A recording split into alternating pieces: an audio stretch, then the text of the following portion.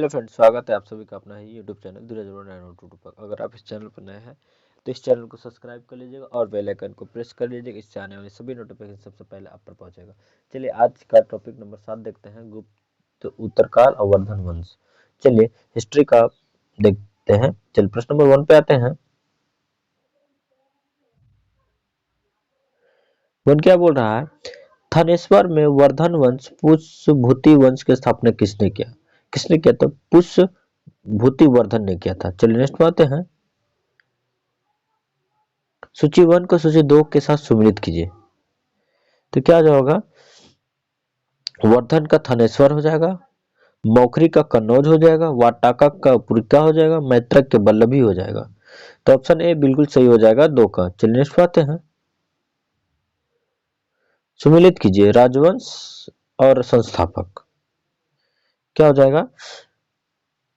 तो वर्धन का पुष्यभूति हो जाएगा और मौखरी का ईशान वर्मा हो जाएगा, वाटक का क्या होगा? बिंदु शक्ति हो जाएगा, मैत्रक का भटारक हो जाएगा। इससे क्या होगा? 4 2 3 1 हो जाएगा। चलिए नेक्स्ट पाते हैं।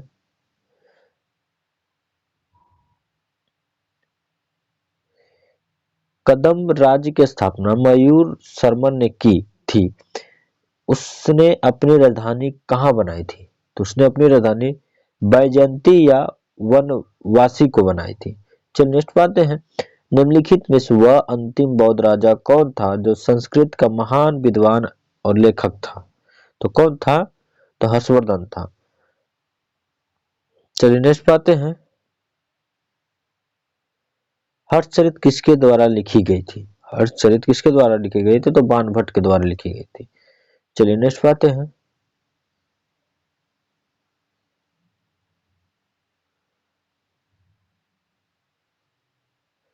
चलिए, हर्षवर्धन के समय में कौन सा चीनी तीर्थयात्री भारत आया था? तो कौन सा चीनी यात्री भारत आया था? तो भेनसोंग आया था। चलिए नेक्स्ट बात है। चालुक्य राजा पुलकेशिन द्वितीय को किसने पराजित किया था? किसने पराजित किया था? तो नरसिंह वर्मन प्रथम ने किया था। चलिए नेक्स्ट बात है। किस व्यक्ति को द्वितीय अशोक कहा जाता है? किस व्यक्ति को द्वितीय अशोक कहा जाता है? तो हर्षवर्धन को दूसरे अशोक कहा जाता है। चलिए नेक्स्ट बात है।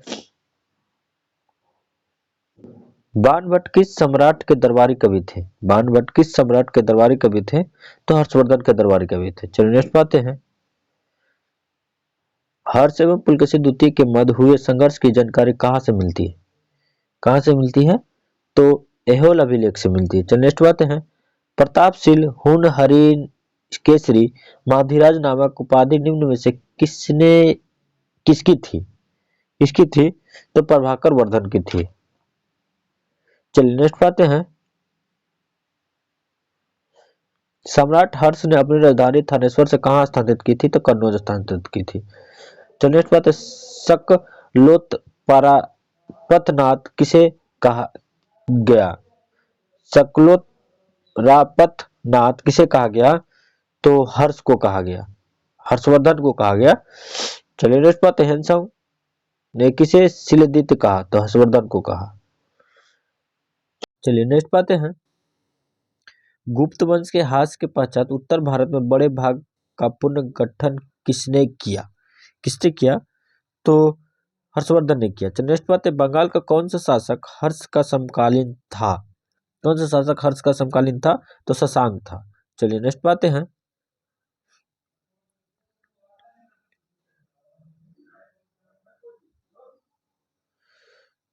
चालुक्य शासक पुलकेशिन द्वितीय ने किस नदी के किनारे हर्षवर्धन को परास्त किया था? किस नदी के किनारे किया था? तो नर्मदा नदी के किनारे किया था। चलिए नेक्स्ट बात है। हर्ष के शासनकाल में उत्तर भारत का सबसे महत्वपूर्ण शहर कौन सा था? कौन सा था? तो कन्नौज था। चलिए नेक्स्ट पाते हैं। हर्ष की जीवनी किसने लिखी? हर्ष की जीवनी किसने लिखी? तो बाणभट्ट हर्ष की जीवनी लिखी। चलिए नेक्स्ट पाते हैं। हर्षवर्धन अपनी धार्मिक सभा कहाँ किया करता था? हर्षवर्धन अपनी धार्मिक सभा कहाँ किया करता था? तो प्रयाग में किया करता था। हर्षवर्धन की राजधानी थानेश्वर किस प्रदेश में स्थित है? तो किस प्रदेश में स्थित है? तो हरियाणा में स्थित है। चलिए नेक्स्ट पाते हैं। हर्षवर्धन की बहन राजश्री का विवाह किसके साथ हुआ था? तो मौखरी नरेश ग्रह वर्मा से हुआ था। चलिए नेक्स्ट पाते हैं।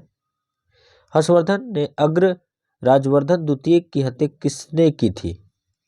किसने की थी? किसने की थी? तो गौड़ नरेश शशांक ने किया था। नेक्स्ट बात है, हर्षवर्धन 606 ईस्वी में हर्ष संवत की स्थापना किस उपलक्ष्य में की थी? तो किस उपलक्ष्य में की गई थी? तो अपने राजरोहण के उपलक्ष्य में की गई थी। चलिए नेक्स्ट पाते हैं। कौन वर्धन वंश की राजधानी थानेश्वर से कनौज ले गया था? कौन ले गया था? तो हर्षवर्धन ले गया था। नेक्स्ट पाते हैं। कनौज किस प्रदेश में स्थित है? उत्तर प्रदेश में स्थित है। नेक्स्ट पाते हैं। ह्वेनसांग की भारत में यात्रा के समय सूती कपड़ों में उत्पादन के लिए सबसे प्रसिद्ध नगर था मथुरा था। चलिए नेक्स्ट पाते हैं। कवि वानभट्ट निवासी था तो थानेश्वर का निवासी था। चलिए नेक्स्ट पाते हैं। नागानंद का रचनाकार कौन था? तो हर्षवर्धन था। चलिए नेक्स्ट पाते हैं। सम्राट हर्षवर्धन ने 2 महान धार्मिक सम्मेलन का आयोजन किया था, तो क्या हो जाएगा? कन्नौज व प्रयाग में हो जाएगा। चलिए नेक्स्ट बात है। नागानंद, रत्नावली एवं प्रियदर्शनिका नाटकों के रचनाकार कौन थे? तो हर्षवर्धन थे। चलिए नेक्स्ट पाते हैं। गुर्जरों को किस शासक ने पराजित किया था? तो किस शासक ने पराजित किया था? तो हर्षवर्धन ने पराजित किया था। नेक्स्ट बात है। आज भी भारत में ह्वेनसांग को आत्म करने का मुख्य कारण क्या है? मुख्य कारण शिवकी की रचना। चलिए नेक्स्ट पाते हैं।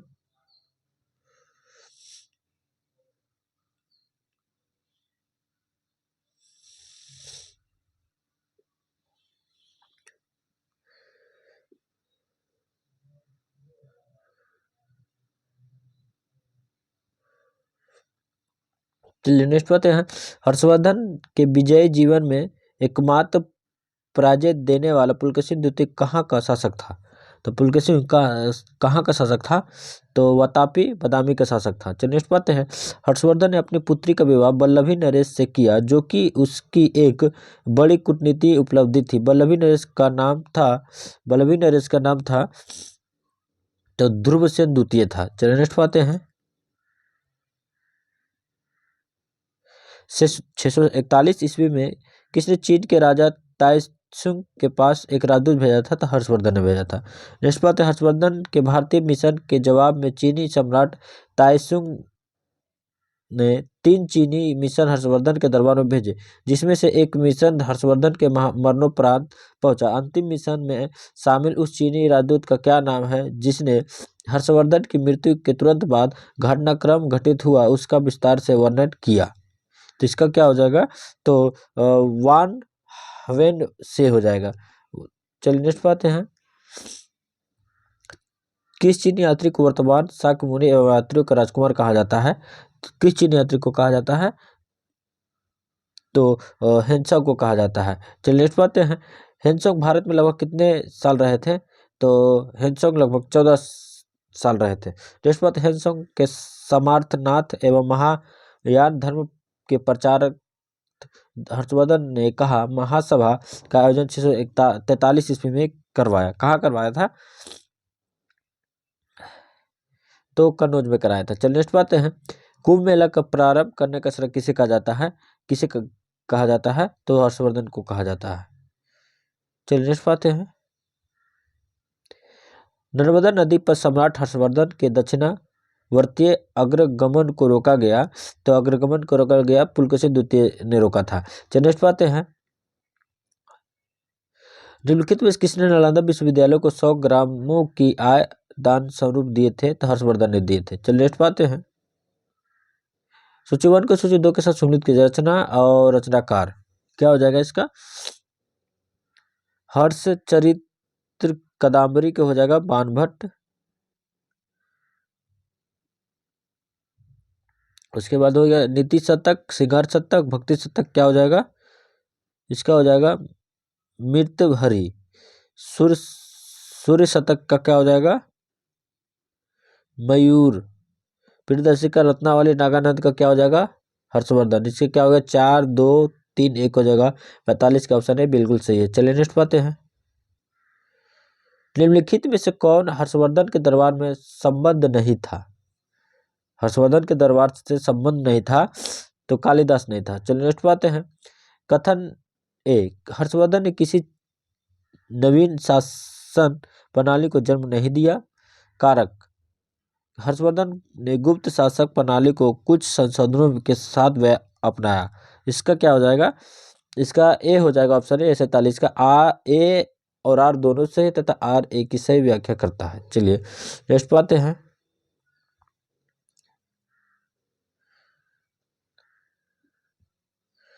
सुमिलित कीजिए। अवंती का हर्षवर्धन का प्रधानमंत्री बिल्कुल सही है। सिंहनाद का हो जाएगा महासेनापति बिल्कुल सही। कुंतल का हो जाएगा सेनापति अश्वसेना का। ऑप्शन डी बिल्कुल सही हो जाएगा 48 का। चलिए नेक्स्ट पाते हैं।